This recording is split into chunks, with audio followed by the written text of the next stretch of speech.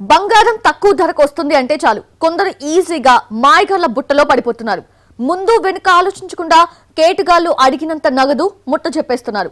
తక్కువ ధరకి గోల్డ్ వస్తుంది అంటే అందులో ఏదో మతలబు ఉంటుంది అని గ్రహించలేకపోతున్నారు. లక్షలకు లక్షలు అప్పగించి ఆ తర్వాత లబోదిబోం అంటున్నారు. నమ్మేవాళ్లు ఉన్నంత కాలం మోసం చేసేవాళ్లు రెడీగా ఉంటారు. ఎప్పుడూ ఒకేలా చెబితే ఎవ్వరూ నమ్మరు. ఎప్పటికప్పుడు సరికొత్త పద్ధతుల్లో చెప్పాలి. అది నమ్మకం కలిగేలా ఉండాలి. ఇలాంటి వ్యూహాలతోనే కొందరు కేటుగాళ్లు జనాలకు కుచ్చుటోపి పెడుతున్నారు. ఉమ్మడి కరీంనగర్ జిల్లా మానకొండూరు మండలం పోచంపల్లి గ్రామానికి చెందిన పల్లె మధుకర్ రెడ్డి హైదరాబాద్లో ఓ ప్రైవేట్ బ్యాంకులో సేల్స్ మేనేజర్గా పనిచేశాడు. స్టాక్ మార్కెట్కు సంబంధించిన డిపార్ట్మెంట్లో పనిచేసేవాడు. అయితే జల్సాలకు అలవాటు పడ్డ ఇతగాడు స్టాక్ మార్కెట్లో పెట్టుబడులు పెట్టి చేతులు కాల్చుకున్నాడు.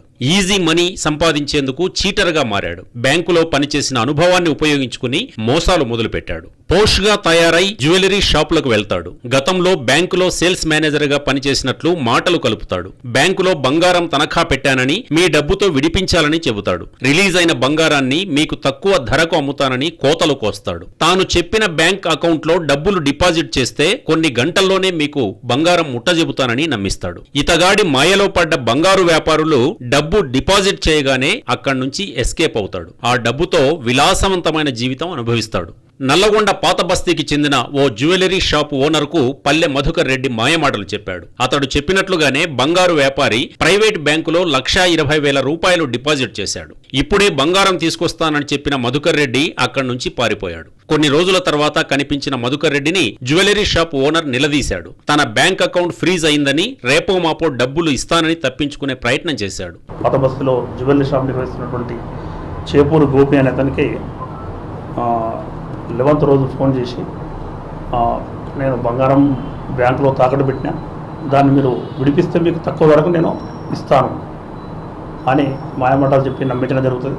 తక్కువ ధరకు ఇస్తామని చెప్పి భావించి అతను 1,20,000 రూపాయలు ఆయన అకౌంట్లో డిపాజిట్ చేయడం జరిగింది. 11వ రోజున డిపాజిట్ చేసిన తర్వాత బ్యాంక్ కాడికి వెళ్ళి వెరిఫై చేస్తే ఆ బ్యాంకులో ఇతను బంగారం పెట్టలేదు అని చెప్పి, యాక్సిస్ బ్యాంక్ బంగారం పెట్టలేదు అని చెప్పి తెలిసింది.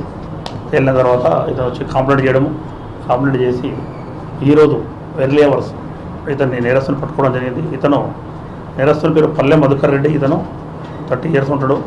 ఇతని సొంత గ్రామం వచ్చేసి మానకొండూరు మండలము, కరీంనగర్ డిస్ట్రిక్ట్. ప్రస్తుతం ఇతని పైన విశాఖపట్నంలో ఒక కేసు, సిద్దిపేట, ఉప్పల్ మరియు మన నల్గొండ వంట 4 కేసులు ప్రస్తుతము రిజిస్టర్ అయి ఉన్నాయి.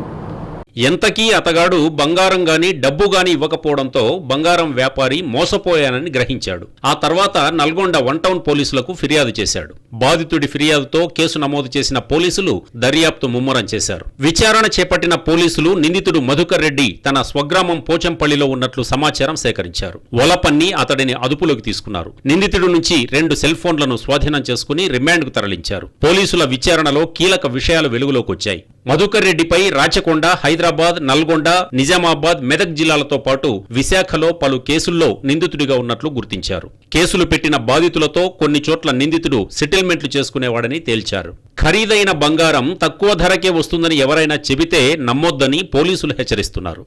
ఇప్పుడు కూడా ప్రజలు కూడా ఎవరైతే ఉన్నారో ఇతను ఫోన్ చేసి కానీ ఇతను కానీ జ్యువెలరీ షాప్ దగ్గరికి వచ్చినప్పుడు అతని పట్ల అప్రమత్తంగా ఉండాలి.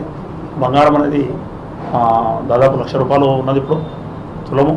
కాబట్టి ఎట్టి పరిస్థితుల్లో తక్కువ ధరకు వస్తాయంటే ఎవరు నమ్మడానికి వీల్లేదు, నమ్మి మోసపోవద్దు. అటువంటి వాళ్ళు ఎవరైనా వస్తే మా పోలీసు వారికి కానీ 100 డయల్ కానీ మా SHOలో కానీ ఇమీడియట్లీ సమాచారం అందించండి.